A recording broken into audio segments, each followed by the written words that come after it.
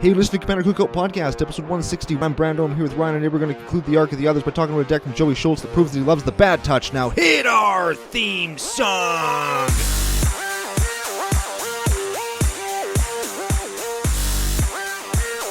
Hey, Ryan. We're back for yet another whirlwind adventure.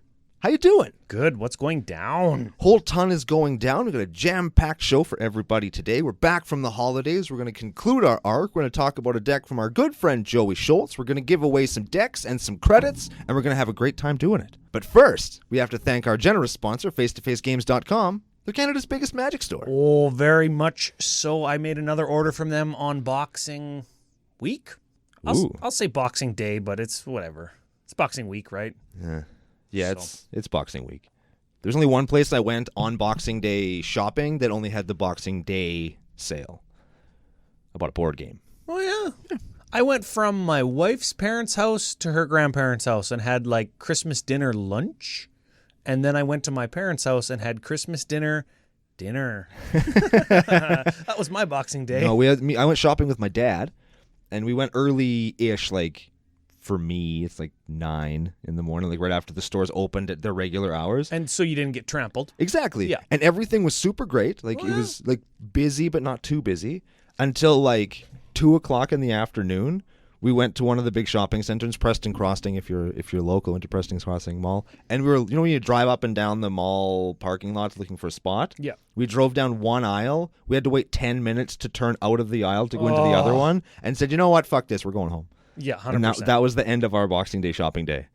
Yeah, that's it. Well, I guess that's why everybody does it online now, right? Yeah. It's unfortunate, but it's the way things have gone. That all being said, we are not Consumer Cookout Podcast. Oh, we got there. First CCO joke of 2020. We are Commander Cookout Podcast, a MtG Commander podcast. I guess people know that if they're already listening to it. Yeah, welcome. If you've made it this far, you know why you're here. Yeah, we are concluding the arc of others, where we've looked at a bunch of our content creator brethren and featured decks of theirs. Today, Joey Schulz from EDHRECast. Yes. Yeah, very good friend of ours from Seattle, Washington. We're going to see him at Magic Fest Seattle, but today we are doing a deck that proves he likes the bad touch. The bad touch. Is that that's a song, isn't it? It is a song, but I mean like the bad touch. I'm not sure what you mean, like, but I don't want to Google it. Like Show Me on the Doll. Oh. There you go. I understand. Yeah.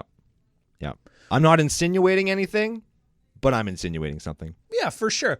So he has a deck full of bad touchers or death touchers or poop touchers, as Brando sometimes is wont to call them. That is correct.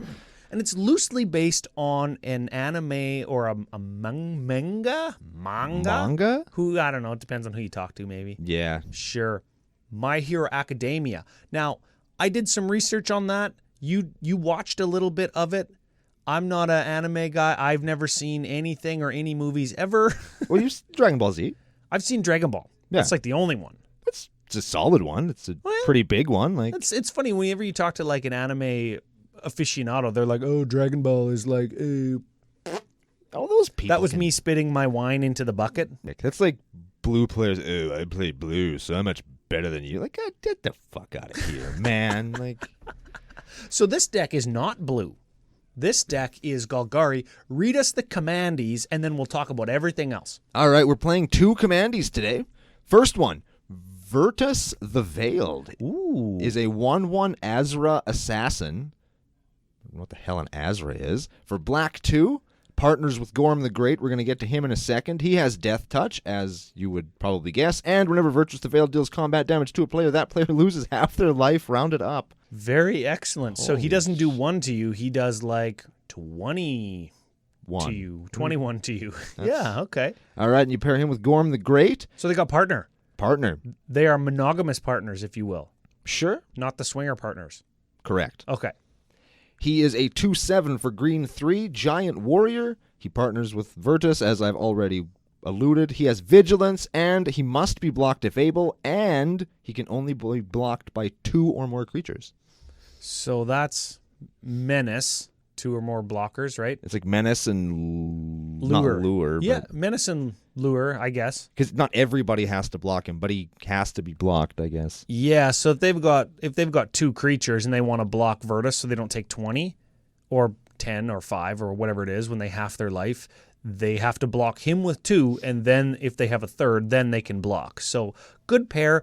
Partner with each other means that when you cast one, you can search your library for the other one, but these guys can both be in your command zone, and I think you could still shuffle and search, but you fail to find, and they just sit in your command zone until you want to cast the other one. Yeah, these are the good partners to get if you're going to lend your deck out to somebody, because then they can play one of them and look through the whole deck. Oh, yeah. And then that's shuffle real it. life. That's real life. So they learn what the deck does on the fly. I like that. Yeah. That's good tip for the new members of CCO Nation out there.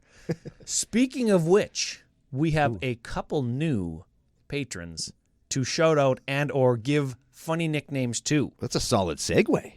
I just made it up on the fly, just like learning to play this deck. Have you seen the new Segway thing that they're making?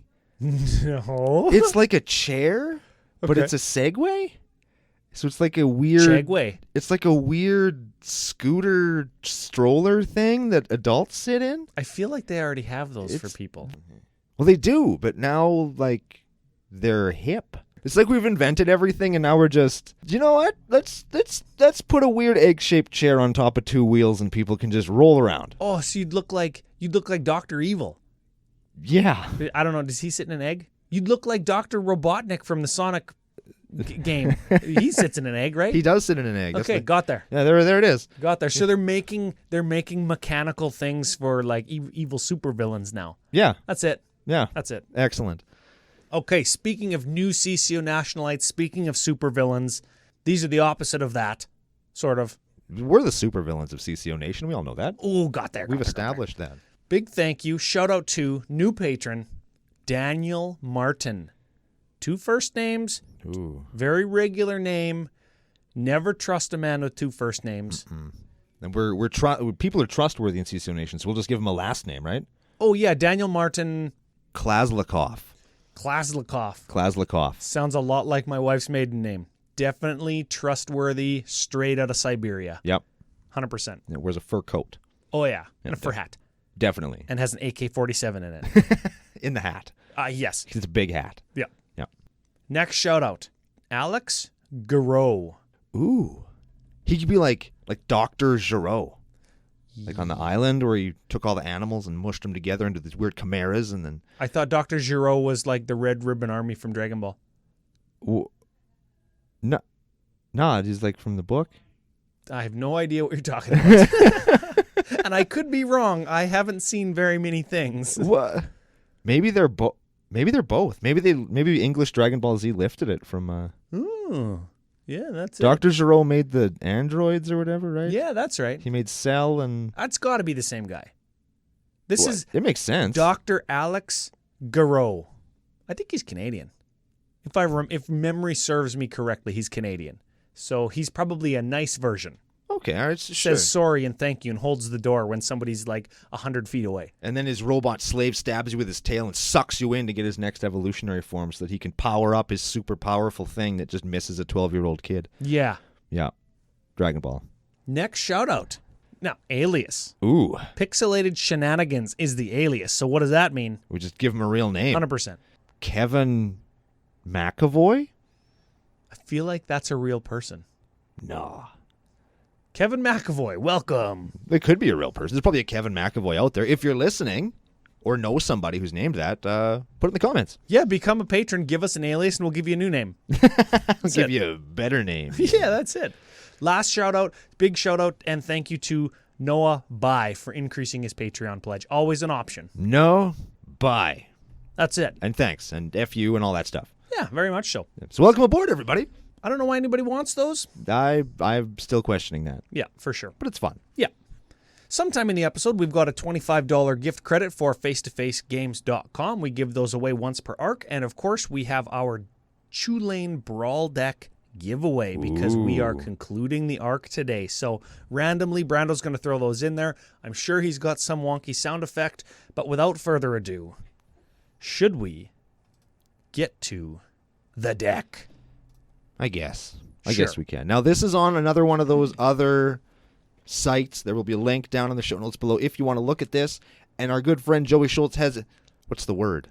Grouped custom groups? Yeah, so that we can kind of have everything that's sort of the same together. So usually we do creatures and then instants and sorceries. But now we're going to do not that, and we're going to do it in these custom groups that Joey has provided for us. Yeah, you know what? Two things. I like the custom groups for anybody who wants to send us lists on the Preferred Deck List Discord channel. That is a Patreon benefit. Or if anybody wants to email us links to your deck, please. If there are custom group options to sort it, I do appreciate that because it lets me a little bit better recognize what the deck is trying to do. It makes it way less hard for us to... We don't have to cycle through everything. Like, what the... Yeah, how many card draws are in here? How many removal spells? Right. I definitely looked at a guy's deck a couple of weeks ago, and I was like thumbing through it or whatever, and I was like, oh, yeah, this is really cool. And I was telling him, oh, it's cool that you put all this in there, and it does all of this stuff. And he's like, no, that's not why I put those in. I didn't even think that they worked like that together. And I was like, oh. It's like, yeah, this deck has a whole bunch. It's like when you build those decks, they're like, no, it's totally fair. And I was like, Ryan, I found like 14 infinite combos in here. It was the exact same thing. I didn't even know it did that. So the other thing I was going to say is I'm starting to... This deck is on Archidect. I'm starting to like Archidect. Nah. We met those guys in Vegas. Cool guys. They're always into suggestions and ways to better their site. And I think it's come a long way in 2019. And I'm excited to use Archidect more in 2020. Sure. So let's kick it off right. First deck 2020. We read the Commandees, Virtus and Gorm. Gorm is who Brando works with at the radio station. That's why it's funny. If anybody ever wants a signed Gorm, send it in and I'll get Gorm to sign it. Yeah, John Gormley, like the most famous radio guy in, I don't know, Western Canada? Probably not. Probably not in Western Canada, but in the province for sure. Yeah, for sure. Yeah. I'm sure he'd sign it the Gorm. It'd be funny. Yeah. He's a pretty good sport about that kind of stuff. But where should we start without creatures? I don't even know. Where do we start? Well, should we go in order that they're in on here? How about we start with acceleration, protection, and removal, because that is like kind of the cornerstones of the deck, and we can pound those out because some of them are commonplace in Commander decks, the glue that holds it together. Then we can get to some of the more specific stuff just after. Okay, for acceleration, we'll do some grouping right off the bat. We have a Commander Sphere, a Sol Ring, and a Mind Stone, and a Hedron Archive. Yeah, and then for the actual ramp spells, we've got a Cultivate, a Farseek, a Kadama's Reach, and a Nature's Lore, which all let us find lands and put them into hand or play or both. Acceleration. There it is. There it is. I don't know if we can do removal the same way. We have Assassin's Trophy, Beast Within, Casualties of War, I like that one lots. Curtain's Call, Deadly Tempest, Decree of Pain, Force of Vigor, Status, /Statue. I don't know why that card is in here, because I don't recognize it as being a legitimate or real card. It should be Windgrace's Judgment, and Sudden Spoiling. The only thing that I want to mention there is the Curtain's Call card. I think that is from Commander 2016. Excellent year. And it costs one less to cast for each opponent you have, and it's just straight up destroy 2 target creature. It's a good one. For 6, right? But if you have 4 opponents, it costs 3? Yeah. So super cool card. 3 mana to kill 2 guys. No other drawback really, unless you only have 1 opponent left and it costs 5, but it's fine. Yeah. There's also a Bloodthirsty Blade in here. A Bloodthirsty Blade. Give that one a read because I never remember what that one does. It is an equipment for 2. Equipped creature gets +2/+0 and is goaded, which means it has to attack every turn and it can't attack you. Unless you're the only person left, in which case it attacks you. And then it has 1. Attach Bloodthirsty Blade, 2 target creature and opponent controls. Activate this ability only anytime you can activate a sorcery. Whenever you say butt-thirsty, don't Google it. I just I can't help but imagine what that looks like. Like you ever heard of like taking body shots or butt chugging? Oh, not even what I was thinking. I make the butt chugging jokes here, okay? New year, new us. Oh, new year, new us. Brando's making my jokes, and I'm just, oh man. You got me. I wasn't even thinking of that. I'm there. Now I can't help but think of that. So where are we on to next? All right, we're going to talk about some protection. We're going to actually take a look at some of these more in-depth because it's not just kill target thing, remove target thing, find target land, tap for mana. We're going to start with Alpha Authority. Ooh, yeah, this was our This is from Return to Ravnica, not Return to. Aura for green 1. Equipped creature, no, enchanted creature has hexproof and can't be blocked by more than one creature. If you put this on Gorm, does that make him unblockable? Probably, because you have to block him with 2, but he can't be blocked with more than 1. Yeah. Yeah? Not that that's awesome, because he's just, I'm going to hit you for 2, sucker. No, he's big, though, isn't he? He's a 2/7. He's a 2/7? Yeah, Gorm, I don't know. I think Gorm kind of sucks.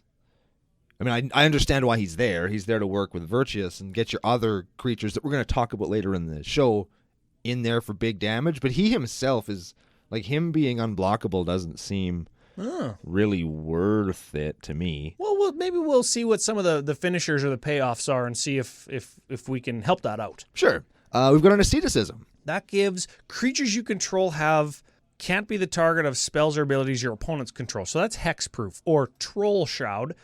And it also has green 1, regenerate target creature. Ooh. Yeah, that's regenerate anybody. And let me tell you, regeneration, super handy, not only because most modern day removal doesn't say can't be regenerated after it, but like people just forget that you can do that. So they'll Wrath, they'll try and kill something, or you'll set up like a what would be a non-profitable block, but then you can just, regenerate my guy. And they're like, oh, god damn it, god damn it. Right? And then you can hit them on the crackback or what have you. You just wreck them. I love wrecking people. All right, we got a Bear Umbra. Green 2. Enchanted creature gets +2/+2, and whenever this creature attacks, untap all lands you control and totem armor. This is in the protection category because totem armor, right? Yes. It buffs it probably buffs Virtus because he's going to do the most damage chunking. And totem armor is if enchanted creature would be destroyed, instead remove all damage from it, and it isn't destroyed. Yes. Yeah. The enchantment is destroyed instead. It's yes. Yeah, and then then the Umbra is killed. Huh, it's banding. Banding? Yeah, your creature is banding with the Bear Umbra, and then the Bear Umbra dies instead of the creature that's actually good. I'm not sure if that's how banding works, but I don't think anybody knows. Yeah, it could be, and nobody can tell me that it's nobody not. can tell you that you're wrong because nobody actually knows. All right, we got a Canopy cover. Enchanted creature can't be blocked except by creatures with flying or reach. So, okay, fine. And enchanted creature can't be the target of spells or abilities your opponents control. So that, again, is hexproof. It's a cool one. I like that one. So you have to have flying to block it or reach. All right, next up, we have a True Lane deck giveaway. Ooh. Dropping it like it's hot. That's a song that all the kids are singing in their cars, and they're doing this. You can't see me dancing. I don't think that they're singing that anymore. That song is like from 2006. If there are kids, they don't know who sung it. And if they listen to it when they're kids, they are now adults. Damn it, I don't even know who sung it. Ah, well, whatever. I tried, all right? I tried. That's it. Tulane deck giveaway. You got this by following us on any of our social media platforms at CCOPodcast or CCO Brando on Twitter, CCOPodcast on Facebook. Patrons, of course, get a free entry, comments on YouTube channels, retweets of any of the deck giveaway promos, the whole nine. All of the info was available on Commander Cookout. .com. And a one Mr., I'll say his name in a minute, went there and retweeted, shared something on Facebook. He did the deed. Oh, thank you. In the nation. Oh, we appreciate that. And his name, David Thompson. Oh, feels like Christmas all over again. Oh, very much so. And I believe his name is David Tomskin in CCO Nation. So, big thank you to you for helping the show grow. We very much appreciate it.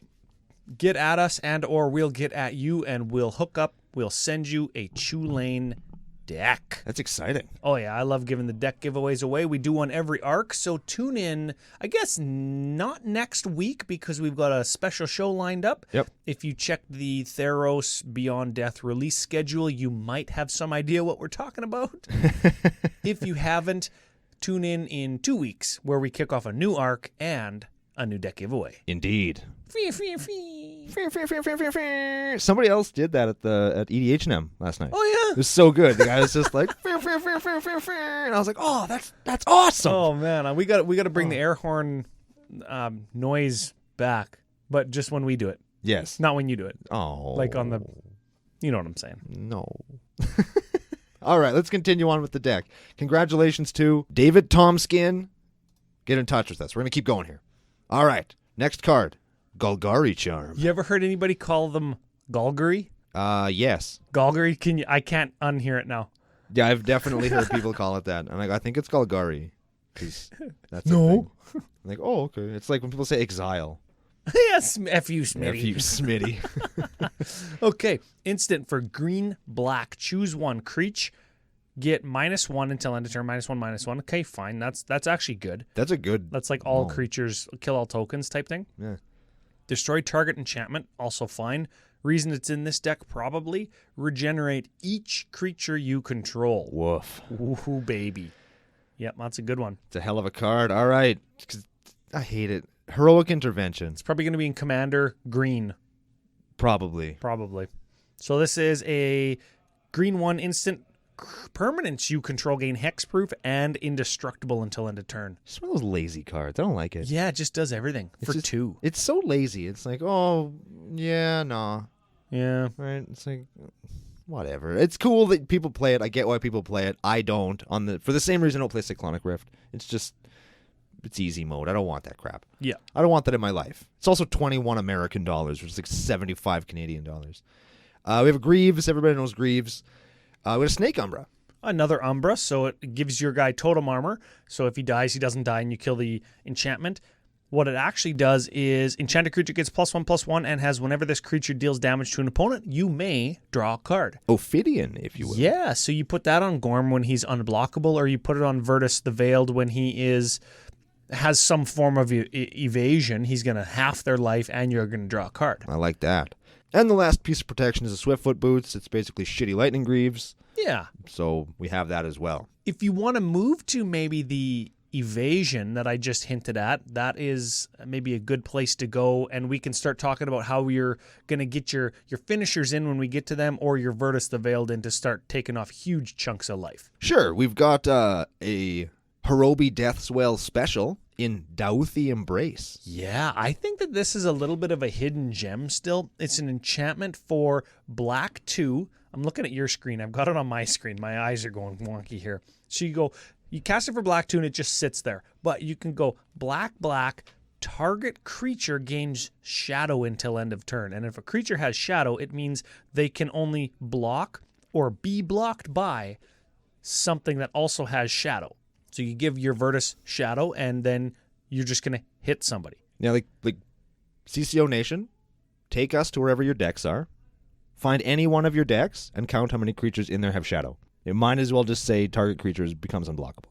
Yes, 100%. You might as well just say that, because also you can use this on your opponent's creatures. So if somebody's swinging in with that Blight Steel and they're like, oh, I'll just block it. Like, no. Not anymore. No, bud. Welcome to Dead Town. Yeah, for sure. Yeah, because it's target creature, like any creature. Yeah, it's very good. Or if they have a big blocker, you can give their blocker shadow so that it can't block. Oh! Right? Like, it's a really, really versatile card that I think a lot of people overlook. Yeah, they've got one big blocker, but you've got 2 attackers. You can't give both of them shadow because you only have like black up. You just give their one big blocker shadow so it can't block, and you swing in with both your non-shadow creatures. Yeah. Woohoo! It's a good one. All right, we've got Key to the City. Key to the City. I have this and I always look at it, but I don't know. It's a artifact for 2. You tap it, discard a card. Okay, I'm on board already. Sure.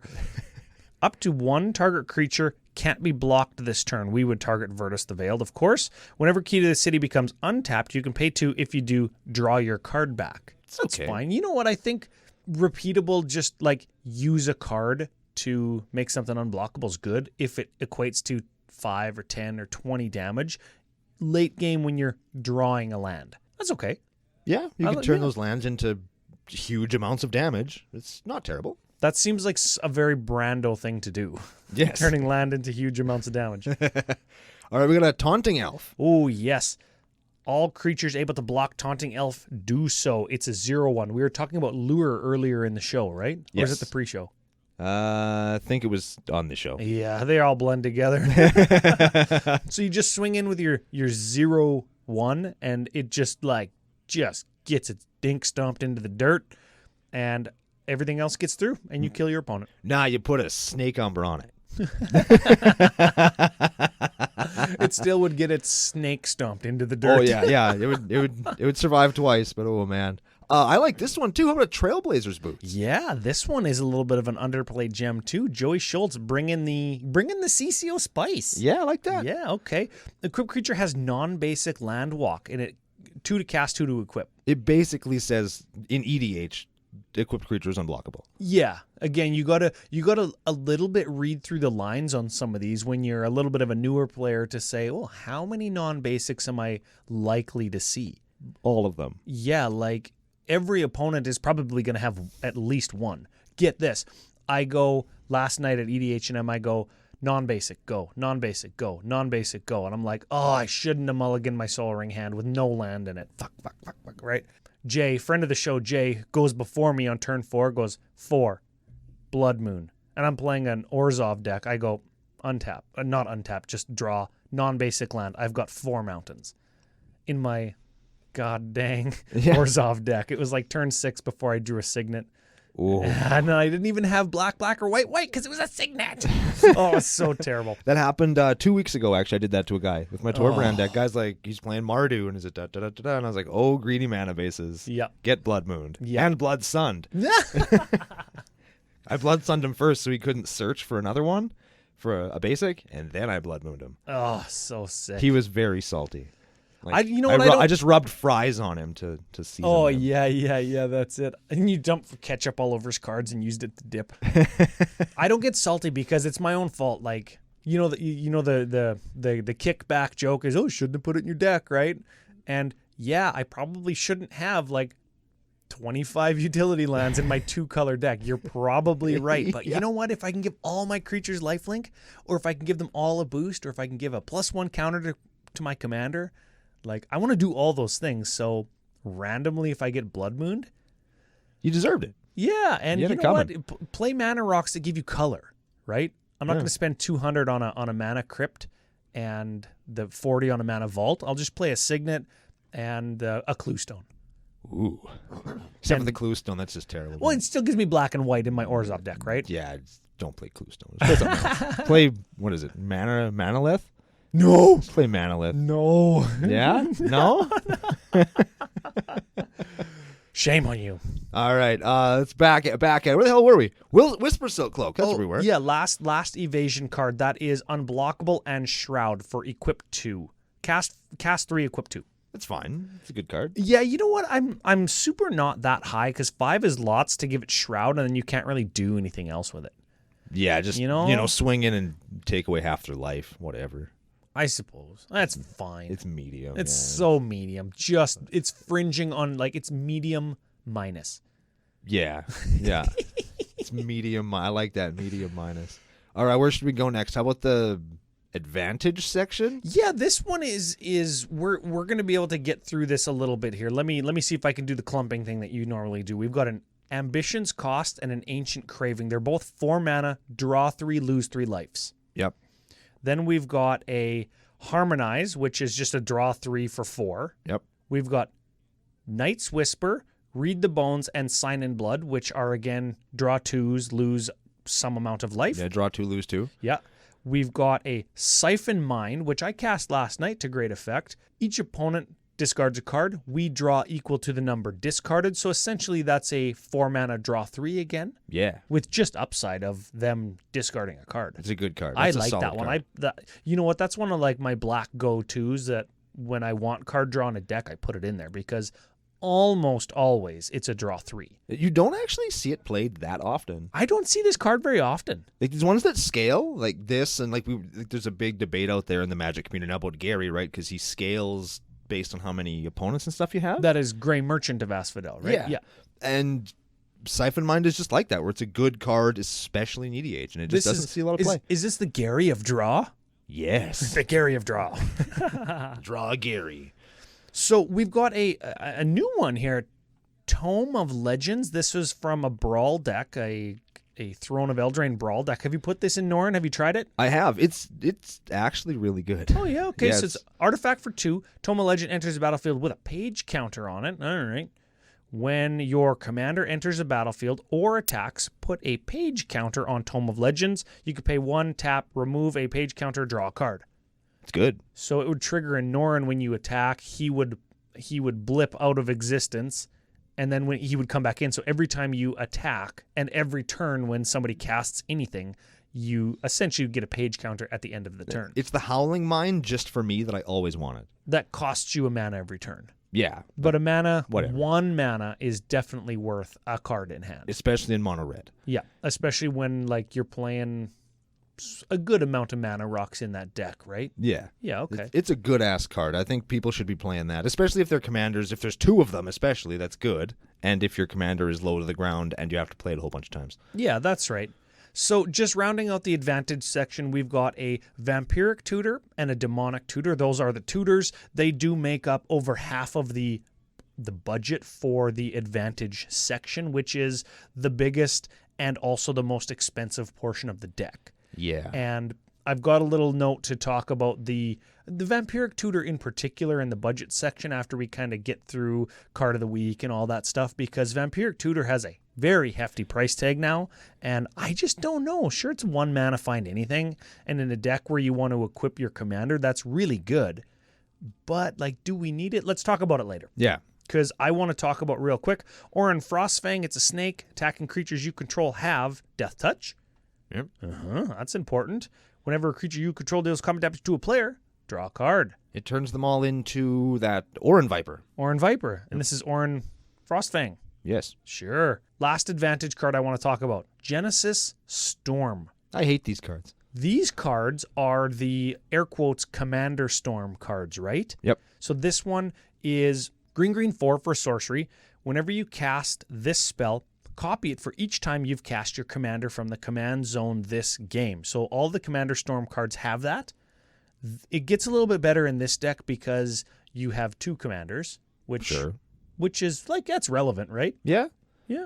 And then reveal cards from the top of your library until you reveal a non-land permanent card.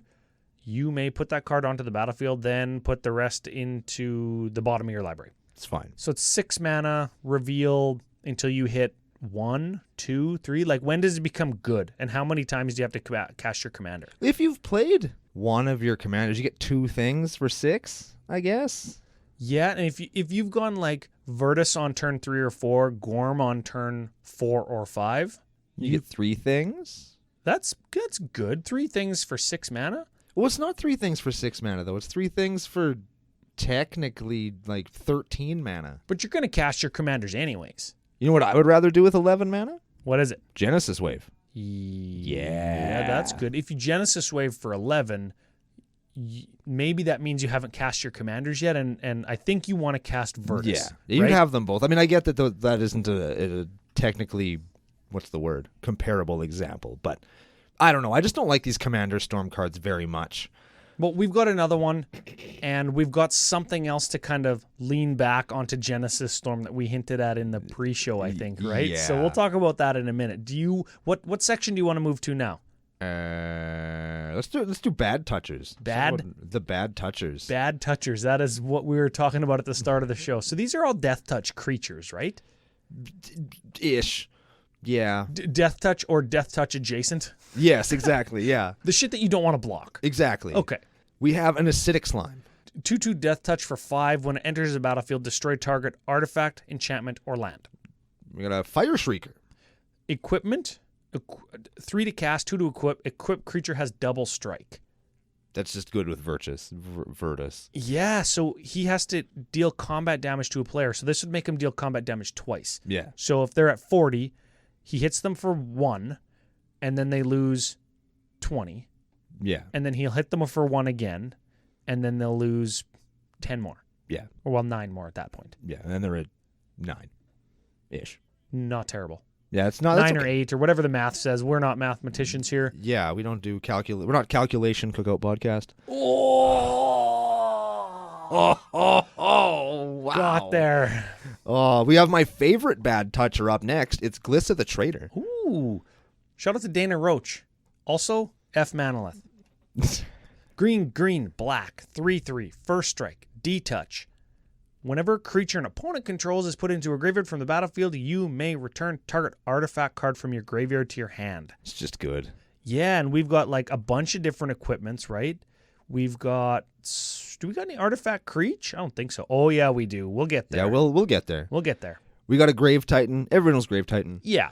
You get a bunch of zombies when it attacks. We got a Quietus Spike. Yeah, this is another life halfer, right? Equipped creature has Death Touch, which is like on theme for this category and the rest of the creature in the deck.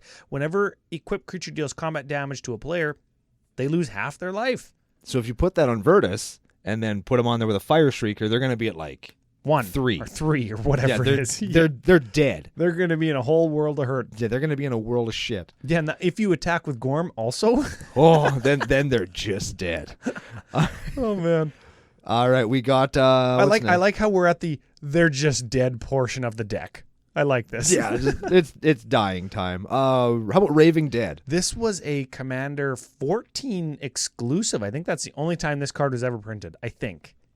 Anyways, 2/6 for 5, Death Touch. At the beginning of combat on your turn, choose an opponent at random. Raving Dead attacks that player this combat. Okay.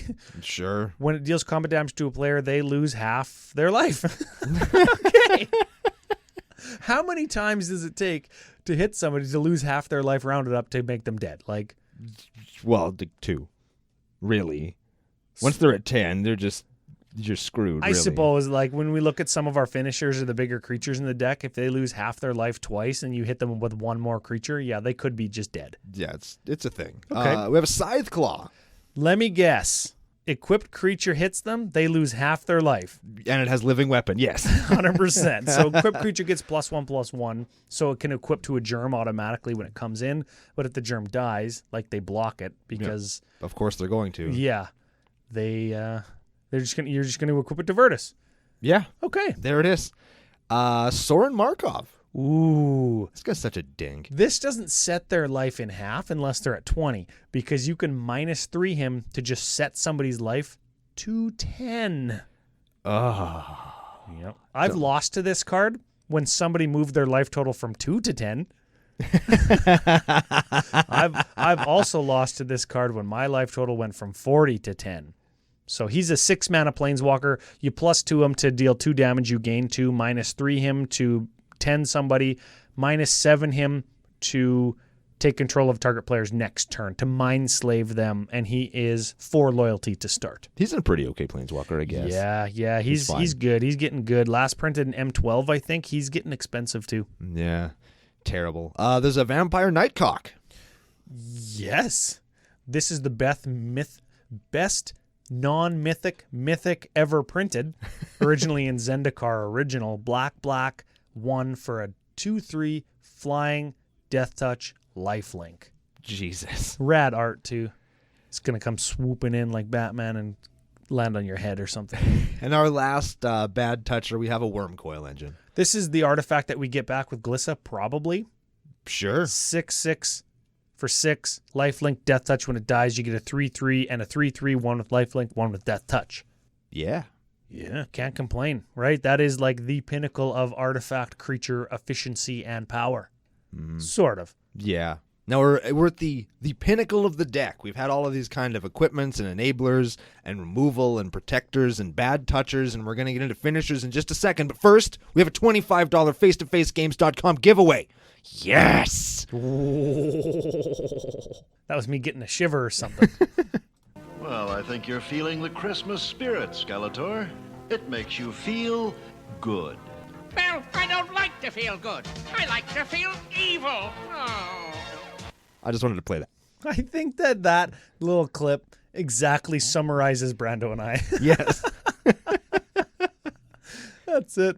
So, $25 face-to-facegames.com credit. We get 1 per arc from our gracious overlords at Face to Face Games. We award them to anybody who engages with us on social media. You know, a retweet of something that we do and you tag Face to Face Games, or you just at both of us saying, you know, we're doing a good job or whatever it is. Make them know that they did good in picking us up. Yeah. Comment on a podcast on their site or one of the articles that I wrote. This week's winner, this arc's winner, this year's winner, first one, got there. This decade's winner. Too far. Too far. Damn it. You went too far, Ryan. One step too far. Jacob Besh. Congratulations. He's the winner. So, Jacob, get at us. We will get your email off to face-to-face games. If you don't have an account with them, set one up. Let us know the email that's tied to the account, and $25 automatically credited to your account so you could do some shopping, maybe some post-Christmas sales, what have you. Yeah. Or you could save it, and you get some Theros Beyond Death stuff. There's lots of good stuff in there. Ooh, baby, is there some good stuff? Yeah, there is. Oh. Was that a question? I don't know if that was a question or not. I'm thinking of exactly one card in particular, and I think you know which one I'm thinking of. I don't. You do. Okay. Okay. We'll talk about that in the future. In the future. There are 2 cards I'm specifically very excited about, and you might know what they are. I don't know. I know one of them. I don't think it goes where you think it does. Oh, it totally does. Oh, yeah? Yeah. Okay. And the other one, I have no idea. Oh, good. Good. Okay, It's going to be a surprise. I like that. I like surprises. We may or may not talk about that in a future episode of Commander Cookout Podcast. Probably. Who Sure. knows? We probably won't. I mean, it's fine. Yeah, it's whatever. Moving on. Moving on. We have finishers. We got a few of them. So these are the payoffs for, surviving until you have 8 or 9 mana. These are I've halved your life 2 or 3 times, and now you're at, between 5 and 10, and I need to drop something and just give it like Lightning Greaves, Swiftfoot Boots, or Whisper Silk Cloak, and just kill you. Like, this is the last thing. Yes. The finisher. Yes, it's the finishing move. Let's start with Archfiend of Despair. Ooh, 6/6 flyer for black 6. Jesus. Oh, God. So your opponents can't gain life, whatever. Sure. At the beginning of the end step, each opponent loses life equal to the life that player lost this turn. So with Virtus, it just kills them. So you've lost 20, drop my 8-drop, move to end step, you lose 20.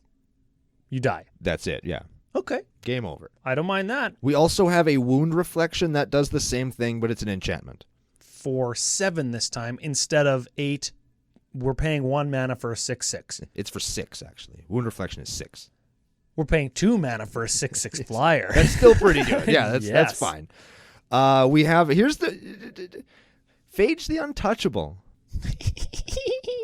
Keeping in mind we have a thing that randomly puts a permanent off of the top of our library into play, we have a Phage the Untouchable. Phage the Untouchable. Well, maybe we... No, we don't. black, 3. Huh. Okay. So, less than our last card. 4/4. Phage the Untouchable enters the battlefield. If you didn't cast it from your hand, you lose the game. So, with Genesis Storm, you just lose. You just lose the game. Okay, but there's got to be some reason we're playing this. Okay. Deals combat damage to a creature, destroyed. So it's got Death Touch. It has improved Death Touch because you can't regenerate the creature that Phage killed. Yeah. Super Death Touch. Yeah. When she deals combat damage to a player, that player loses the game. Also improved Death Touch. Yeah, so I'm talking to Joey about the deck, and he sent me some altered art cards, or like some, I guess they're kind of like proxies, but they're alters. They're the card, but with like a different art that he had custom made for this deck. Sure. Some of these finishing cards represent characters in the game, or sorry, characters in My Hero Academia. Sure. So I'm assuming Phage has some significant part to play in the story. Sure. And having never read or watched any of the series other than just doing some research on what it's about, Yeah. this is maybe fits into that. Probably. So I think if you're going to be at a Magic Fest or a Commander Fest that Joey's going to be at and you want to play this deck, he tells me it's one of his favorites. Get the backstory on it because, again, I don't watch or see anything like... Yeah, I watched a couple episodes of it, and it didn't, I don't know, it just kind of hit me in the face and bounced off, and I remember virtually none of it. Oh. Yeah, like, I don't know, it just wasn't for me. That's from getting hit in the face previously and being concussed. Yes. Kids, always wear your helmets. All right, what else we got for finishers here? We've got an Exsanguinate. That's pretty self-explanatory. And a Torment of Hailfire. Yes, everybody knows they're the big black finishers, especially when they have such low life, because Virtus has been halving your life totals. It makes that way easier to pull off as a finisher. And then the last one is a Skull Storm. Skull Storm. This is another Commander Storm card, and I think that it's a pet card of Joey's. So I like to feature other people's pet cards and kind of break down or justify why they're playing it. Or laugh if it's like Genesis Storm and Phage and a pet card. So this is a black 7 sorcery. You can copy it for each time you've cast your commander this game. from the command zone. Each opponent sacrifices a creature. Each opponent who can't loses half their life rounded up. Oh. So that is sort of exactly like the rest of the deck, and also gets all of your opponents at once if you've cast your commander, if you've cast each of your commanders. So you get your original, then you get a copy for Virtus, and then you get a copy for Gorm. So you've set all your, in theory, you've set all your opponents from 40 to 20. It's a 60 damage card for, again, 3 plus 4 is 7 plus 9. Yeah. 16 mana. 16 mana to deal 60? You can't even scoff at that. Those numbers. Well, yeah, watch it. Did it. Got there. Did it. Not red. Not a red card. Exactly. Get rid of that crap. So those are big, impressive numbers. So 60 life collectively is lots, regardless of colors or how many cards it takes. That's lots. Yes. I like that. And I'm sure he has ways of making 9 mana super fast, right? And definitely a cool picture, too. I don't know. There's not enough barbed wire or fire on it. Maybe some tribal, maybe a Japanese letter. Yeah, on his lower back. Yeah, there it is. I don't know what that's about, but it's the most generic tattoo you can have. It's a skull that's on fire with barbed wire on it with some tribal around it and a little Japanese letter on it. Oh, and an anchor on your foot. Yeah, and an anchor. Maybe a butterfly. Yeah, butterflies usually go on your wrist, don't they? Or dolphins. Ankle. Oh, yeah. Ankle butterfly, that's the thing? I think that's the thing, yeah. I know anchor is on your foot because it's like keeps you grounded, right? Oh, man, that is so lame. That is so basic. I'm sorry if anybody that out is there so Insta. Sorry if you guys have anchor foot tattoos, but I'm not. I saw a guy the other day. He had a little camel tattooed on his toe. Oh, It's beautiful. Next level. Isn't Next that just level. beautiful? It was like the little outline of a camel. I got you. I went to high school with two brothers that started a business, towing company, Camel. Nice. Camel towing. Oh man, it was the greatest. Oh, 10 out of 10. I like that lots. So that's the deck. That's the deck. Yeah, I was just gonna say that's the deck. That's the whole deck.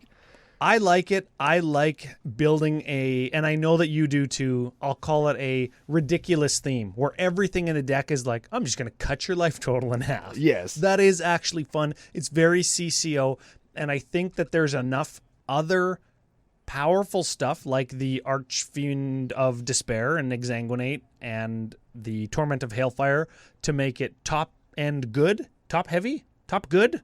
You know what I'm saying? Yeah, I know what you're talking about. And I think that there's enough ramp and removal and advantage cards that it'll operate like a normal commander deck with a pretty stout theme. You could play this in I don't want to say in any play group or any situation, but you could probably sit down at a casual table at your EDH&M and play this, and everybody would have fun. Yeah, and I very much thank Joey and all of the other content creators that allowed us to sort of trash talk them a little bit on our show because it's fun for us, and I think our listeners really enjoy it. And when people go out into the wild at Magic Fest and they sit down with these other creators, they want to play the decks that they know because they are these other creators' favorite decks. So we're only furthering the mystique. Ooh.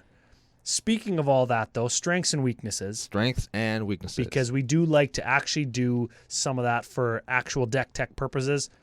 Strength takes chunks of life. Yeah, this does a lot of damage really fast for very little investment at the end of the day. Weakness. Priority number one is always removing, for any player, is always removing the life halfer.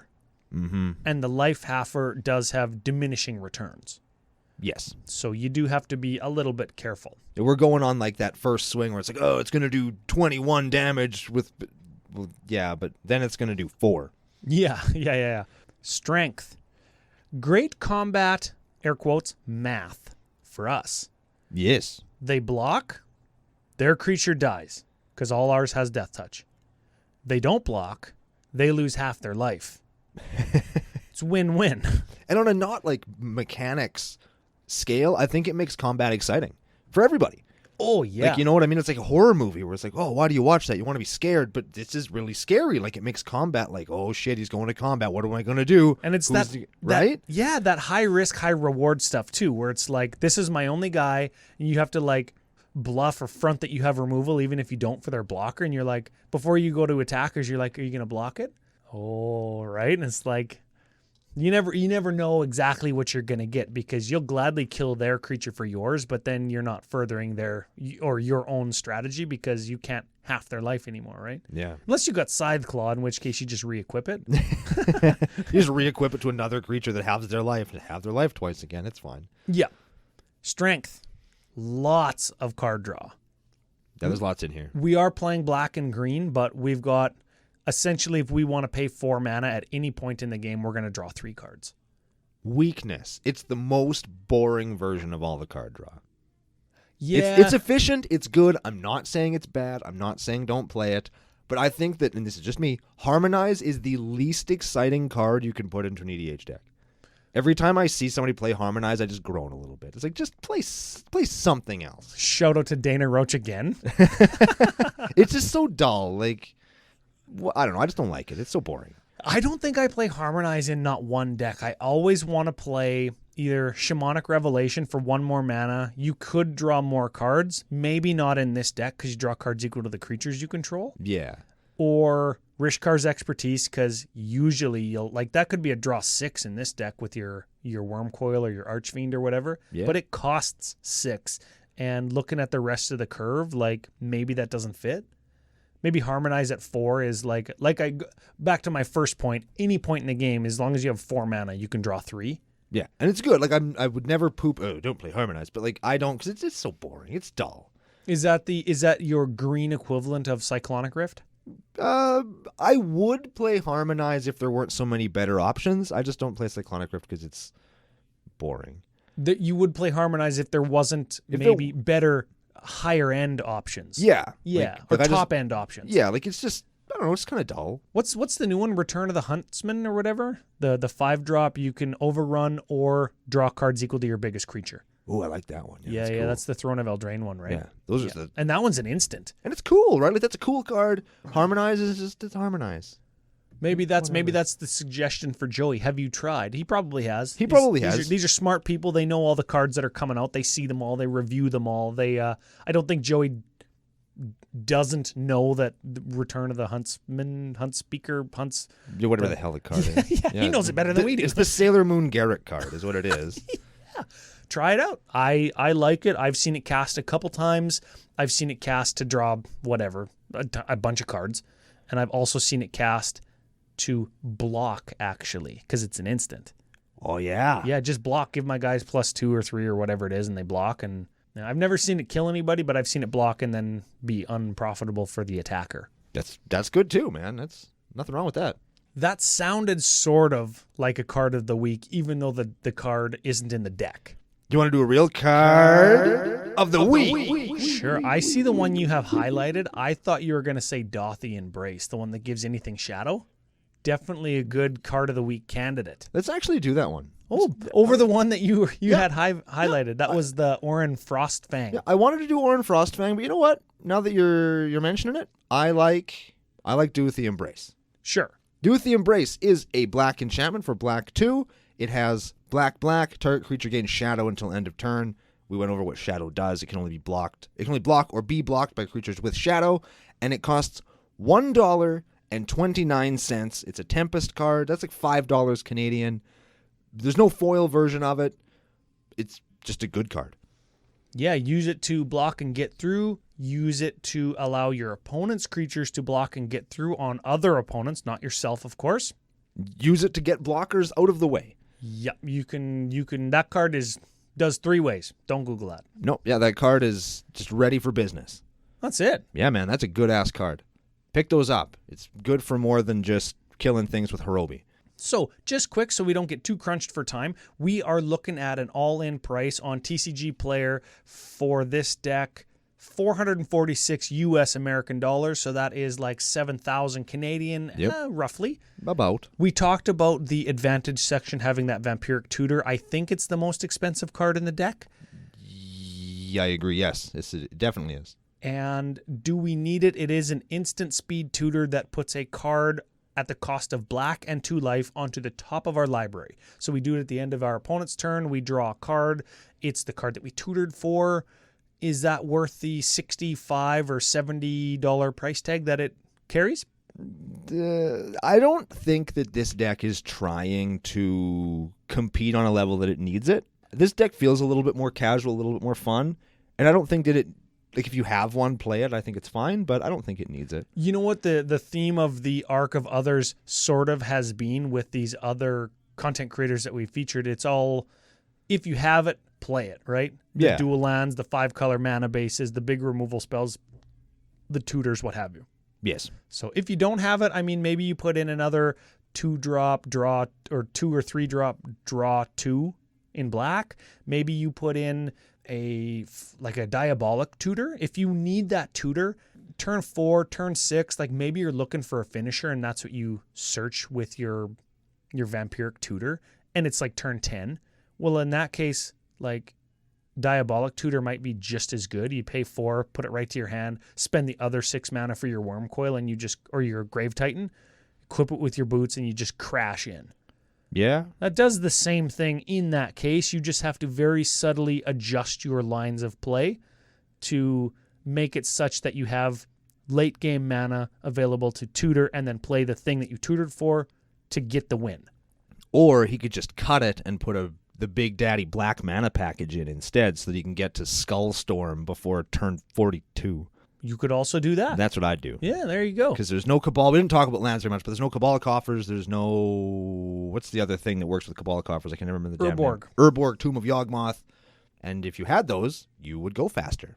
Yeah, and a lot of people don't want to spend the money on Cabal and Urborg in their 2 or 3 color deck, because they, in a non-mono black deck, you kind of do have to play both of those cards. Yeah. And then there's an argument for like Expedition Map to find one of them, or Expedition Map with your Glissa. Does she get non-artifacts back or non-creatures back? You could use your Vampiric Tutor to find the other one.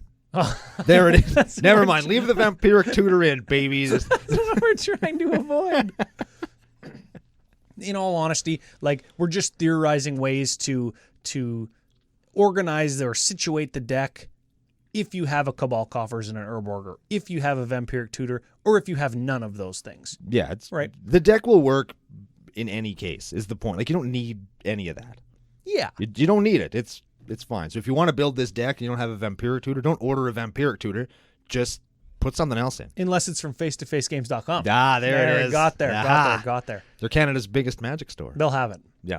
Yes, I guess there's enough card draw and mana ramp that you can do it without it, I guess is what we're saying, right? Yes. That sort of sounds like a final thought of the day, but I'll flip it over to you. Thank our gracious sponsors. Give us a final thought of the Arc of Others, a intro into what is going to be CCO in 2020. Holy shit. Pressure's on now. And one more thank you to Joey Schulz. Okay. One more thank you to Joey Schulz. Thank you very much for sending in this deck, being a part of the Arc of Others. We really do appreciate it. Links to his content and everything that he's kind of been involved with, as well as this deck, are going to be in the show notes down below, so check those out if you want to. I highly recommend it. He's a good guy, and his content is very good. Thanks to all the other content creators as well who have been a part of the Arc. We really appreciate you guys taking the time to build decks for us so that we don't have to, because that's awesome. Big thank you to all of you guys for listening. Happy New Year. Welcome back. It's been great being with you, and we're going to be with you again in 2020 doing even more insane decks.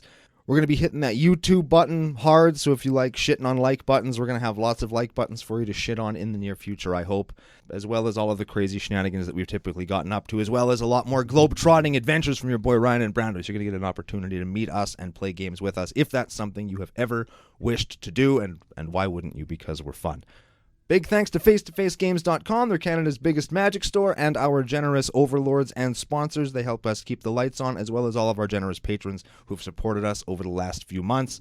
That's basically all I got to say. The deck is super fun. We're really glad Joey sent it in to us. The show is really fun. We're really happy that you guys all listened to it. And we're going to be back again next week with another very exciting and special episode of Commander Cookout Podcast. Hit our theme song!